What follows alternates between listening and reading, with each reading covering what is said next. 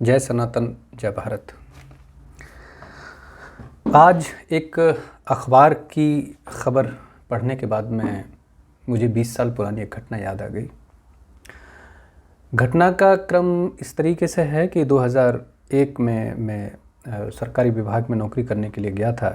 एक स्कूल में टीचिंग की जॉब थी और 2002 में लगभग 1 साल बाद मेरा एक विद्यालय में ट्रांसफ़र होता है और ट्रांसफ़र होने के बाद मैं एक गांव के विद्यालय में जाता हूँ। उस विद्यालय में जाने के बाद चूँकि वहाँ की व्यवस्था मुझे ठीक से पता नहीं थी, तो मैंने वहाँ पर अगले दिन जब मैं क्लास ले रहा था 5वीं क्लास, तो मैंने एक बच्चे से पानी मंगाया। नल से पानी मंगाते थे और कोई व्यवस्था थी नहीं। एक जग रहता था, उसी से सारे लोग पानी पीते थे और बच्चों से आमतौर पर, जैसा कि सरकारी स्कूलों में व्यवस्था होती है, किसी बच्चे से पानी मंगा लेते थे। तो एक बच्चा जो पूरी क्लास में मेंटली और फिज़िकली दोनों तरह से सबसे स्मार्ट था, साफ़ सुथरा था, अच्छे कपड़े पहन के आता था, सारी चीज़ें थी और मतलब देखने में भी बड़ा सुंदर था। तो मैंने उस बच्चे को खड़ा किया और उससे पानी मंगाया। उस बच्चे ने इग्नोर कर दिया। फिर मैंने कहा, मुझे लगा कि शायद ठीक से सुना नहीं होगा। फिर 1-2 मिनट के बाद फिर मैंने उससे कहा, तो उसके बाद फिर दोबारा वो खड़ा नहीं होता है और 3-4 बार बोलने के पश्चात भी वो बच्चा खड़ा नहीं होता और इस बीच में पूरी क्लास के मध्य एक सन्नाटा पसर जाता है, कोई कुछ बोलने की स्थिति। क्योंकि मैं भी नया था इसलिए और कोई बच्चा उतना सहज मुझसे हुआ नहीं था कि इस विषय में कोई बात करता। तो बाकी बच्चे भी जो थे वो कुछ भी कहने की स्थिति में नहीं थे कि पता नहीं क्या नए मास्टर जी हैं, किसी बात पे कुछ नाराज़ ना हो जाएं। मेरे स्वभाव से भी परिचित नहीं थे वहाँ पे बच्चे।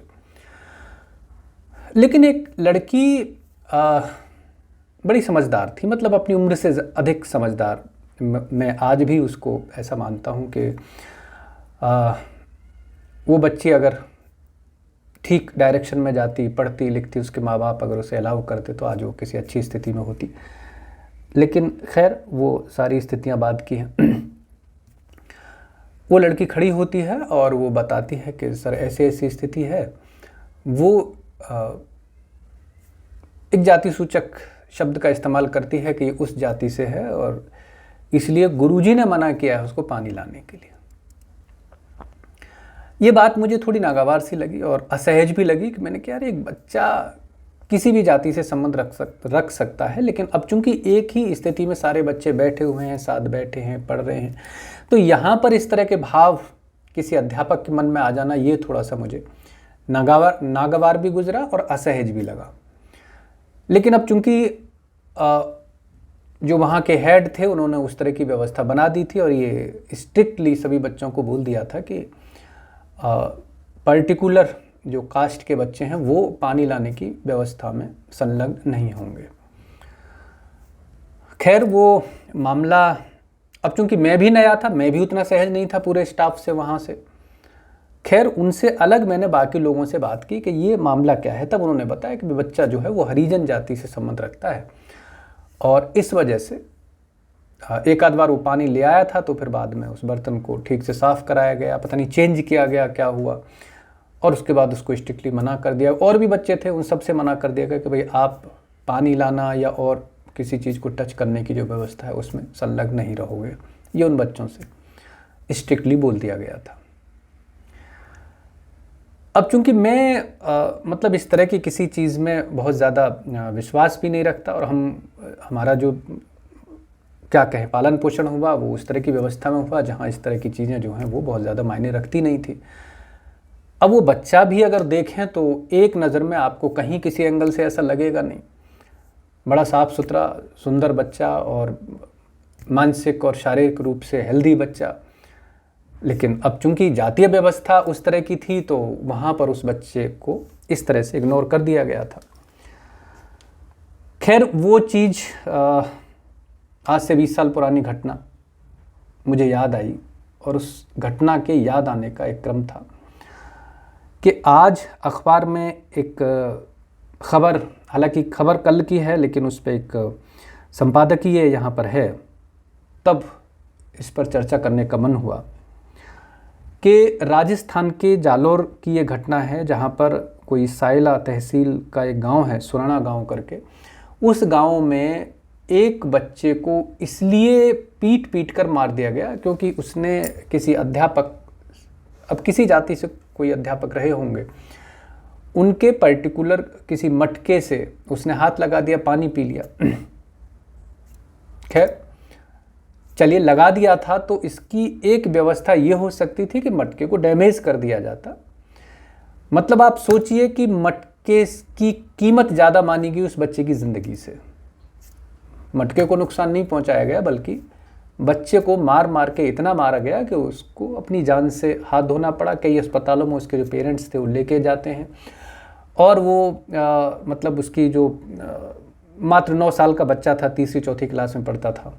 और ये घटना किसी सरकारी स्कूल की नहीं, प्राइवेट स्कूल की। आप सोचिए कि प्राइवेट स्कूलों में भी इस तरह की व्यवस्था है।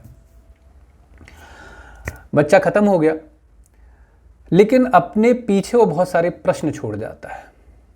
आज जब मैं ये वीडियो बना रहा हूँ तो ये 16 अगस्त का दिन है और कल यानी 15 अगस्त को हमारे जो प्रधानमंत्री हैं आदरणीय नरेंद्र मोदी जी, वो एक अमृत काल की घोषणा करते हैं। आने वाले 25 वर्षों का एक खाका खींचते हैं।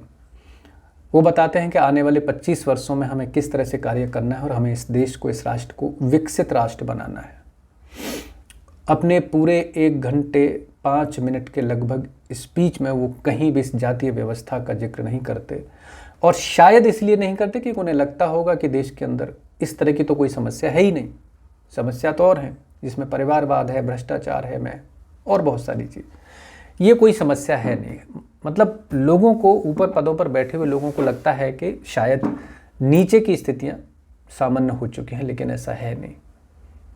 आज भी ये घटनाक्रम जो मैंने अपने निजी अनुभव आपके साथ शेयर किए वो इसलिए किए कि अखबारों में जो आई हुई घटनाएं हैं वो महज एक इत्तेफाक नहीं है, बल्कि ये एक विचार है, एक मतलब सोच है आज भी लोगों की उस जातीय व्यवस्था के अंदर के आज भी उन दलित लोगों से, दलित परिवारों से कितनी घृणा का भाव कुछ लोगों के, जो अपने आप को कुछ अलग तरह का बनाया हुआ समझते हैं, अलग तरह की व्यवस्था का अंग अपने आप को मानते हैं, उन लोगों के जहन में, उन लोगों के दिल में रहता है।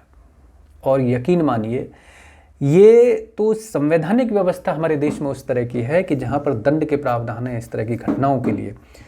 आप कल्पना कीजिए कि अगर ये स्थिति न हो तो मुझे लगता है कि हम आज भी उसी 500 1000 साल पुराने स्थिति में पहुंच जाएंगे कि जहाँ पे जो दलित समाज के लोग थे वो जिस तरह की बातें हम सुनते हैं कि अपने पीछे झाड़ू बांध के चलते थे, अपने थूकने के लिए अपना बर्तन लेके चलते थे, या जिस तरफ की हवा होती थी उधर से वो मतलब नहीं निकलते थे ताकि जो सवर्ण जाति के लोग हैं उनको किसी तरह की दूषित हवा उनके सामने से न निकले।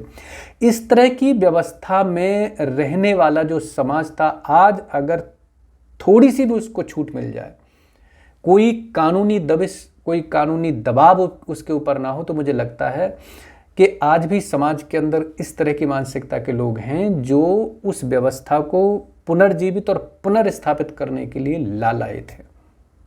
और ये जो घटना है राजस्थान की, ये उसी की परिणति है। मैं मतलब इस चीज़ से हसप्रद हूँ, ताजुब में हूँ कि आज जब हम इंटरनेट के दौर में हैं, हमारे पास फ़ोन हैं, बहुत सारी सुविधाएं हैं। मतलब पिछले 20, 25, 30 साल के बीच में बहुत सारी चीज़ें ऐसी अमेजिंग हमारे समक्ष आ गई हैं कि जिनकी हम आज से 20 साल पहले कल्पना नहीं कर सकते थे। मतलब हम, दुनिया कितनी तेज़ी से बदल रही है, कितनी तेज़ी से चीज़ें आगे जा रही हैं, लेकिन मानसिकता है कि पीछा नहीं छोड़ती लोगों का। सोच है कि आज भी वही हज़ारों साल पुराना एक जो एक क्या कहें जिसको मतलब दिमागों में एक पीव, एक जो गंदगी भरी हुई है वो निकलने को राजी नहीं है।